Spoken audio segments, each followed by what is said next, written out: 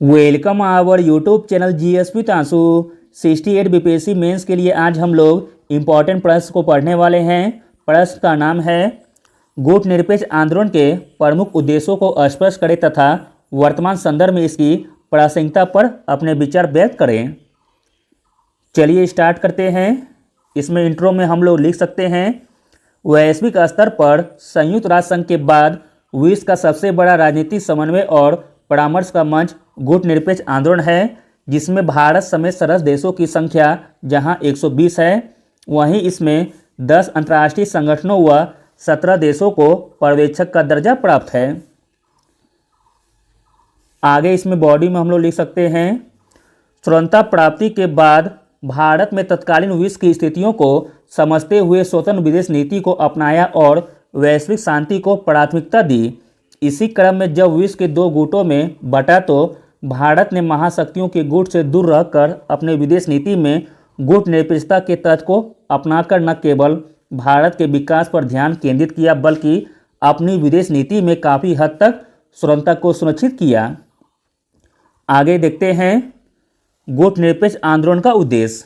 इसमें पॉइंट बनाकर लिख सकते हैं, वैश्विक सैन्य गठबंधनों से पर्याप्त दूरी बनाना तथा सैन्य संघर्षों को हतोत्साहित करना। अगला पॉइंट है शीत युद्ध काल की राजनीति से दूरी बनाना तथा स्वतंत्र अंतर्राष्ट्रीय राजनीति का अनुसरण करना। तीसरा पॉइंट है सार्वभौमिक परमाणु निरस्त्रीकरण को प्रोत्साहन देना। चौथा पॉइंट है विकासशील देशों के मध्य दक्षिण दक्षिण सहयोग बढ़ाना। पांचवा पॉइंट है समानता, न्याय तथा आपसी लाभ पर आधारित नई विश्व आर्थिक व्यवस्था को स्थापना। छठा पॉइंट है साम्राज्यवादी और उपनिवेशवादी नीतियों का विरोध करना। सातवां पॉइंट है वैश्विक स्तर पर रंगभेद नीति का विरोध करना। वैश्विक स्तर पर मानवाधिकारों के संरक्षण हेतु प्रयास करना।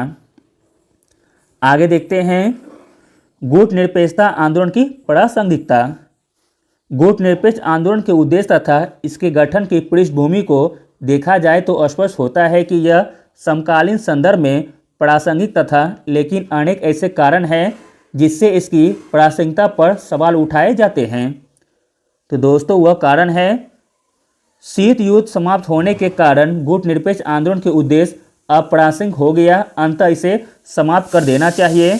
वर्तमान में अमेरिका और चीन शक्तिशाली देश हैं जिसके साथ शेष विश्व के देश प्रत्यक्ष या अप्रत्यक्ष तौर पर जुड़ते नजर आ रहे हैं। तीसरा कारण है सोवियत संघ का विघटन एवं शीत युद्ध की समाप्ति के बाद गुट निरपेक्ष आंदोलन के किसी भी गुट में शामिल न होने का उद्देश्य अप्रासंगिक हो गया है। आगे देखते हैं 1990 के दशक तक विश्व के लगभग सभी देश स्वतंत्र हो चुके थे, अंततः इसका उपनिवेशवाद का विरोध लक्ष्य अप्रासंगिक हो गया है।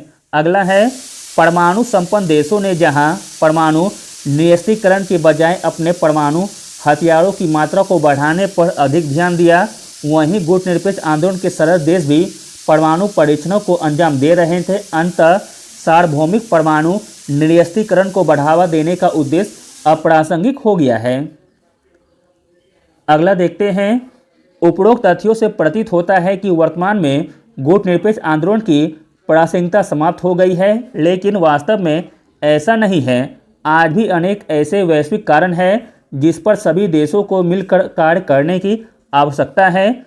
चीन की विस्तारवादी नीति, व्यापार युद्ध, रूस यूक्रेन संकट, खाद्य सुरक्षा, रंगभेद, मानवाधिकारों का हनन, साम्राज्यवादी शक्तियों का कमजोर देशों पर नैतिक एवं वित्तीय दबाव बनाना इत्यादि ऐसे अनेक क्षेत्र जहां गुट निरपेक्ष आंदोलन पुनः प्रासंगिक बन जाता है।